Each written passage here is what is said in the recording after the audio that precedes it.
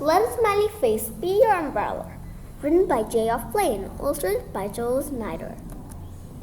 In Part 4, Charlie's experiment resulted in an out-of-control dog, cat, raccoon, and squirrel chase. But at least now it was raining on Charlie's garden in Brewster Hill Park. When Gaddy, my great-aunt Tess, wanted to tell me to be careful about doing something, and I really wanted to do, but I know shouldn't do, she said. Curiosity killed a cat. Lucky for me, I'm not a cat, but a 10-year-old girl. Anyway, if I were a cat, I would have been killed a couple of times over after what I did in the last few months. First off, I dug up Mr. Head of the Parks Department Rooney's flower beds in Brewster Hill Park, so I could plant my garden. Secondly, I made it rain on the town spring parade, ruining it for all the kids who were marching and all the adults who were watching. The third thing is that I messed up with my great-aunt's Scrabble party. I wasn't totally responsible because of a bunch of wild raccoon squirrels and some stray cats did the messing up part. I just did the letting them to the house part.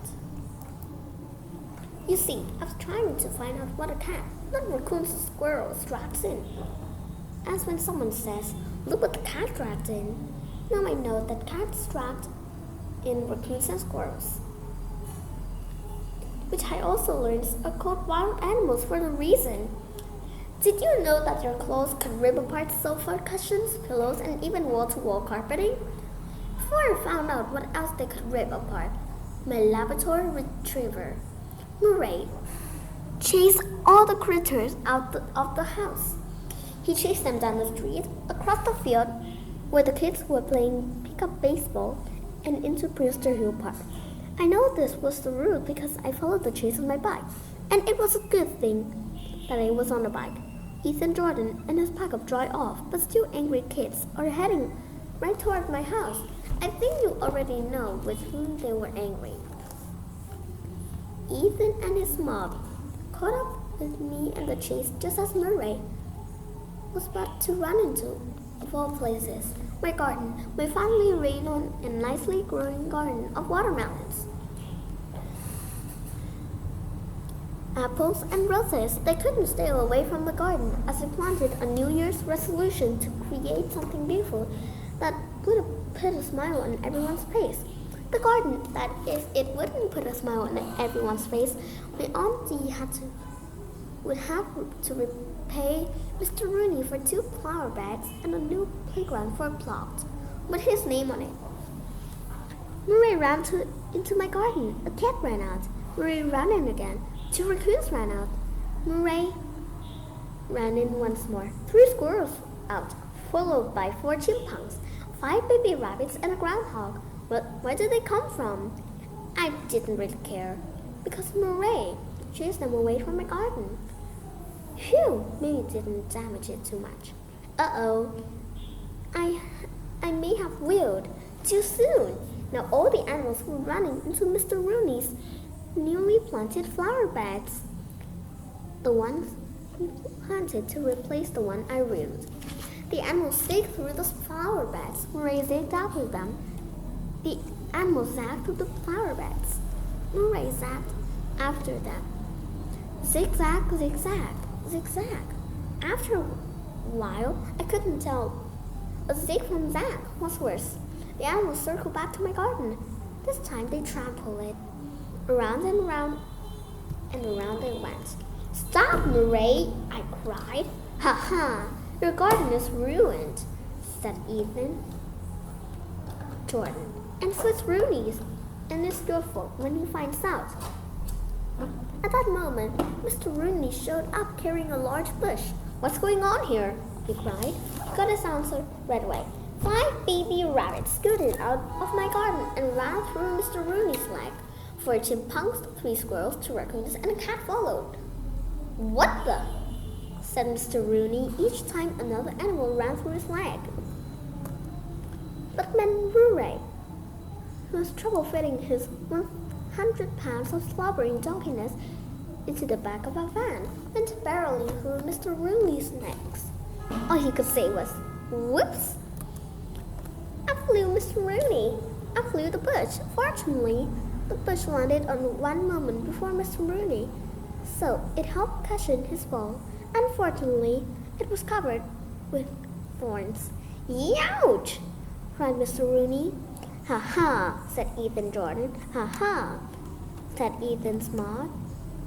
I was just about to give Ethan what he deserves when that stray cat who started this whole fiasco jumped up to avoid Murray chomping walls and landed right on Ethan's head. What the? Cried Ethan. This crazy cat is tap dancing on my head. Personally, I thought it was more of a can-can. I'd say she's doing the Macarena, Auntie piped in. Auntie must have been out for a jog and stopped to see what the commotion was all about. Dee took the cat off of Ethan's head, helped Mr. Rooney get up, and silenced Ethan's pack of laughing hyenas with one squinty-eyed look. Murray might have seen that look too, because he immediately stopped barking and sat at Auntie's feet, whimpering softly. The look didn't seem to work on Mr. Rooney. You, he said to me, are a menace to this park. Look what you've done to my flower beds. I ought to ban you from this park. You can't do that, said Aunt Dee. I can, said Mr. Rooney. I'm in charge of the parks department. Ha ha, said Ethan Jordan, but very quietly. Grrr, said Murray, not so quietly.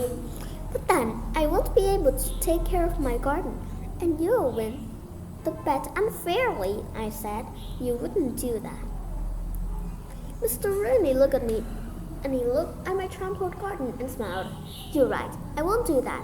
I don't need to do that. For the next 30 days, you can still use the park, but only to care your garden. After that, we'll have the official and judge it. We'll see whose garden put a smile on everyone's face. And miss, said to Auntie, with that new playground, with my name on it, I spell Rooney with an E. I spent the next 30 days tending my garden. I watered it, weeded it, and read articles it about realizing its potential for magazines. My hard work paid off too, because my garden looked fabulous, which, according to one of those magazines, meant fabulous and delicious at the same time. The places Murray and the animals trampled were still here, but on judging day, I thought my garden looked majestic, which is a word that I looked up that means magnificent and fantastic.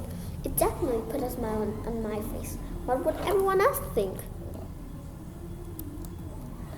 It seems as if half of the time came to judge my garden. The problem was it seemed like that the half was still mad at me. Mr. Rooney and the parks department people were there, of course. Ethan and his crew and Gobble Scrabble friends came. Even my doctor and staff show up. First, everyone walked through Mr.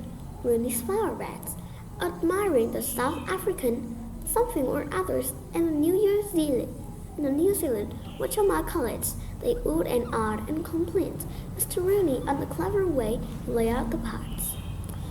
The sharp angles of the walkway are an ideal way to appreciate the contrast of the flowers and range of colors, said one of Gary's Scrabble friends.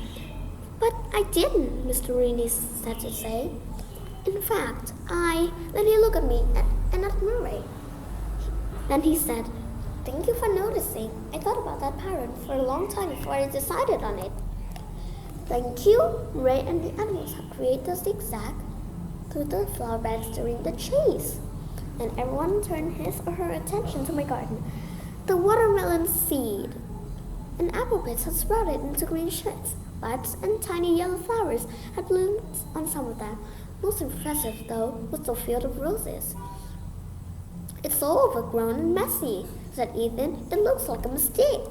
Ha ha, said his pals, who were now officially all tied for my second worst enemy. But look at the colors, the pink and oranges and yellows, said my dad. It's really quite beautiful. It is enjoyable and in an uncultivated way, I guess,